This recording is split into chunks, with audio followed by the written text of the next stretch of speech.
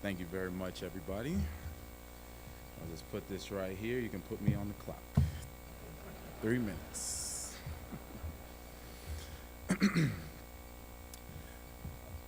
Seriously, though, I am truly honored and blessed to be here today. Um, I've always said that I bled orange and green from childhood, and never in my wildest dreams did I ever think that I'll be putting on a jacket saying thank you to everybody for inducting me into the Hall of Fame. This is something that has been in my heart, been in my DNA, been in my blood since I was literally 8 years old. And right now I stand here and I think back to the days when I was playing high school football and I would watch Michael Barrows of the world. I would watch the Bermuda Triangle. I would watch the Ray Lewises of the world and then try to emulate that in my high school football days. And I figured if I'm gonna play with the same passion, the same energy, the same heart, the same desire, well, somebody's gonna notice this 6 foot, 200 pound soaking wet linebacker down the street at Coral Gables. I said, if they just give me a chance, at a minimum, I know they're gonna get literally everything that I had. But I said at a maximum, they're gonna get a freshman All-American, they're gonna get a Buckets finalist, they're gonna get a 3-time academic All-American, they're gonna get someone they can brag about to the next generation of great Canes when they go to recruit. And I said, well, you know what? I can proudly talk about my accomplishments because it wasn't because of me. It was because of guys like Andrew Swayze, who I'm proud to say was the best thing that happened to me when I got to the University of Miami.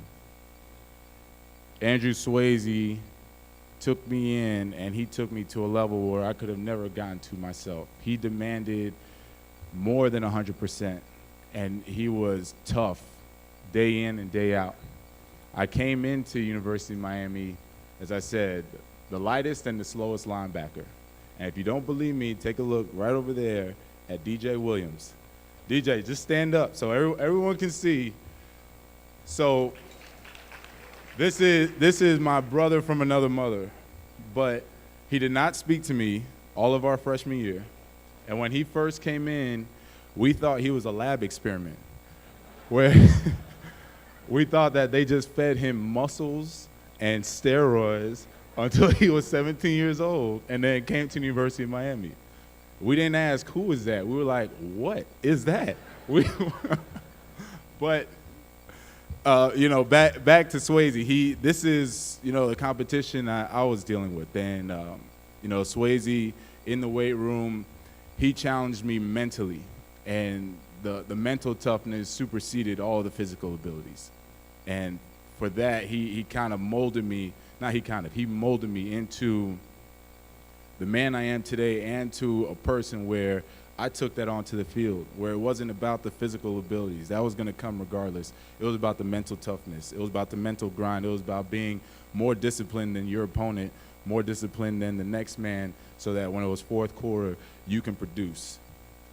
With that, I was able to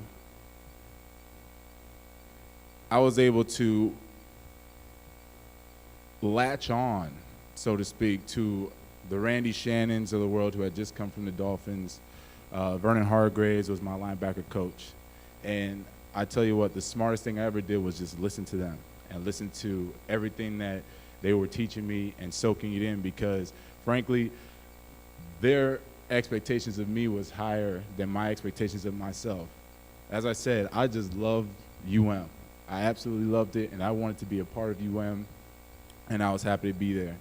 And it was Coach Shannon, I'll never forget, FSU game my junior year. We won the game, I had 20 tackles, and he calls me into the office the next day, and I'm thinking he's gonna praise me and say, hey, what a good job he did. Instead, he rips me for about an hour because I missed 2 tackles, I missed 3 D-line checks, and that was the reason Greg Jones ended up with like 100 yards. Never mind, he was a man-child of his own, but whatever. That's another story. So I leave that meeting, and I remember saying, I hate Randy Shannon, and I'm never going to talk to him again. And sure enough, he called me that evening, and I pick up, and I'm like, hello, and he's like, you still not talking to me? So I pause, I look, nope. He was like, good, I'll see you at practice tomorrow. And I said, I hung up the phone and I said, I can appreciate that. I can appreciate a Vernon Hargraves, a Randy Shannon, and Andrew Swayze that demanded more from me than I even expected of myself. And that's why I'm proud to stand here and talk about the coaches that I had, being blessed to have these guys throughout my 4-year career at the University of Miami, because they're the reason I can stand here today. If it wasn't for them, I wouldn't be here. So, Swayze, I know you're here. I wish Hargraves and Shannon were here, but they're not. Swayze, if you could stand up, I really appreciate everything you've done for me.